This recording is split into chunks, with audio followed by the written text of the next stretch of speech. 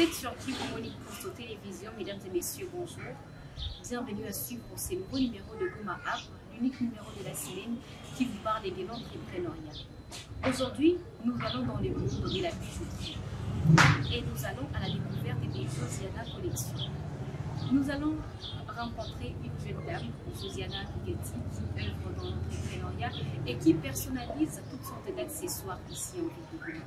Bien que la situation actuelle de la ville ne permette pas vraiment ce genre d'entrepreneuriat avec les banques qui sont fermées, mais aussi avec l'aéroport qui est fermé, mais quand même, mademoiselle Josiana fait de son mieux pour impacter le monde entrepreneurial avec sa petite boutique. Venez avec vous et découvrons ensemble Josiana Bigati avec Josiana Collection.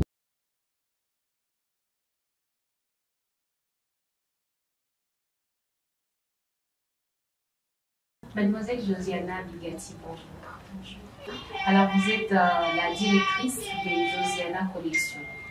C'est une boutique en ligne et vous accessoirisez les bijoux, vous vendez toutes sortes d'articles.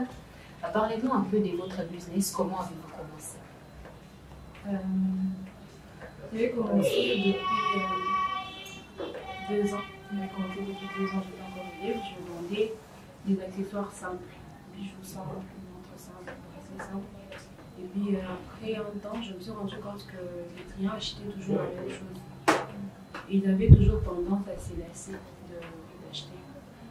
Alors, en voyant des photos des chaînettes personnalisées sur les réseaux sociaux, sur Instagram, j'avais voulu lancer ces projets. Déjà que la chaînette personnalisée est authentique et simple et unique, j'avais décidé de commencer avec ces projets. Ça m'a pris beaucoup de temps, ça m'a pris beaucoup d'efforts pour trouver une bonne qualité des chaînettes, pour trouver une personne qui peut m'aider comme partenaire à graver sur mes chaînettes, mais aujourd'hui ça rapporte au moins quelque chose de fort en plus. D'accord. Alors, comment est-ce que Goma a accueilli cela? Parce que avant, comme vous l'avez dit, on ne voyait ça que sur Instagram, sur les réseaux sociaux, où on personnalise des chaînes et on personnalise des choses. Alors, comment est-ce que Goma a accueilli cela? Déjà qu'à Goma, il y avait d'autres personnes qui le faisaient, mais c'était un peu très élevé. La chaînette personnalisée avant, il était à 15 $. Il est passé à 30 $. Déjà, le coût était très élevé et je pense que Goma avait bien accueilli ces projets, vu que c'était un peu moins cher par rapport aux autres. Et ça favorisait les gens déjà à offrir quelque chose de précieux, quelque chose de beau. Voilà. Est-ce que vous aussi également ça vous fait plaisir lorsque vous voyez que voilà, vous racontez un peu comme une histoire hein, dans les relations interpersonnelles, vous gravez des noms, vous gravez des histoires sur des bijoux. Qu'est-ce que ça vous fait? Vraiment, moi, ça me fait plaisir de voir que les gens aiment des choses authentiques, des choses simples et uniques. Déjà, qu'on fait de bracelets personnalisés avec un message caché, un QR code qu'on peut scanner et voir le message que l'un des partenaires peut écrire à son partenaire, c'est vraiment beau et simple et c'est à encourager aussi. Alors, parlons du marché des bijoux à Goma. Nous savons qu'avant, hein, tout ce qui s'est passé, avant la situation sécuritaire, avant que les banques ne soient fermées, les personnes étaient beaucoup plus motivées à offrir des bijoux, des cadeaux à leurs partenaires ou aux personnes chères. Est-ce que c'est la même chose aujourd'hui? Avec la situation actuelle, c'est vraiment compliqué vu que les banques sont fermées, les opérateurs économiques, certains ne travaillent pas. Déjà, nous avons des difficultés de fournir de bracelets, des chaînettes à nos clients. Déjà, le marché, il est un peu compliqué, vu qu'avant la guerre, il y avait des gens qui commandaient toujours. Mais aujourd'hui, au courant d'une semaine, je peux avoir une seule commande. Pourtant, avant, j'avais 5, 7, comme ça. Donc, la situation de la ville impacte aussi pour le petit commerce. Alors, est-ce que ça vous arrive de commander des bijoux d'ailleurs pour les apporter et ensuite les personnaliser? Est-ce que cela n'est pas difficile vu qu'il y a l'aéroport qui est fermé, on doit passer par une seule voie carrément pour se procurer toutes sortes d'articles? Cela n'est pas difficile pour vous? C'est un peu difficile vu que les coûts changent déjà, il devient élevé par rapport aux autres jours. Donc c'est comme ça. Alors, les coûts est élevé pour vous. Alors, est-ce que les coûts est élevé également pour vos clients? Parce que si vous achetez vos articles plus chers, carrément le marché devient aussi plus cher. Alors, est-ce que vous avez un peu haussé le prix ou alors vous sacrifiez un peu les bénéfices?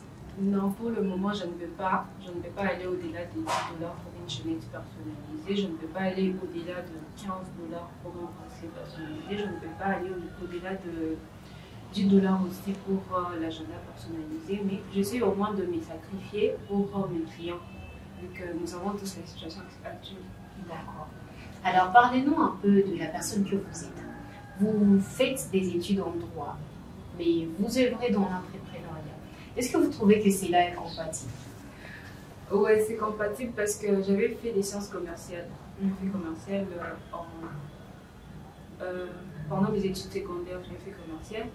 Et dans notre section commerciale, j'avais trouvé que le droit en faisait partie, vu qu'on étudiait le droit civil de personnes, le droit civil des biens, le droit des affaires et tout. Mais moi, je ne sens pas que je suis désorientée parce que l'entrepreneuriat, c'est comme une passion. J'aime bien m'occuper, j'aime bien gagner au moins quelque chose, être indépendante. Voilà, c'est ça. Alors, une dernière question peut-être. Parlez-nous de vos rêves dans l'entrepreneuriat. Est-ce que vous projetez d'ouvrir une bijouterie quelque part où on achète des bagues pour les fiançailles? En tout cas, parlez-nous de vos rêves. Comment vous projetez dans ces domaines ici?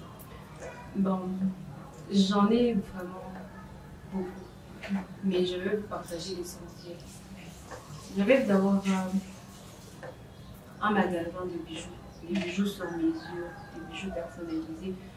Au lieu d'aller commander des bijoux ailleurs, de bagues, surtout pour les mariés, des bagues, des demandes en mariage, je compte le faire ici, en argent, peut-être même en or si mes moyens vont me les permettre.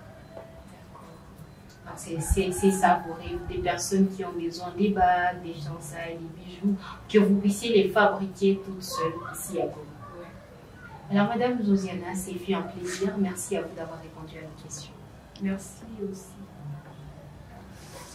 Et voilà, mesdames et messieurs, nous espérons que très prochainement en ville de Goma, nous pourrons avoir cette bijouterie qui fabrique des bijoux, des bracelets, pourquoi pas des bagues, des fiançailles, ici en ville de Goma.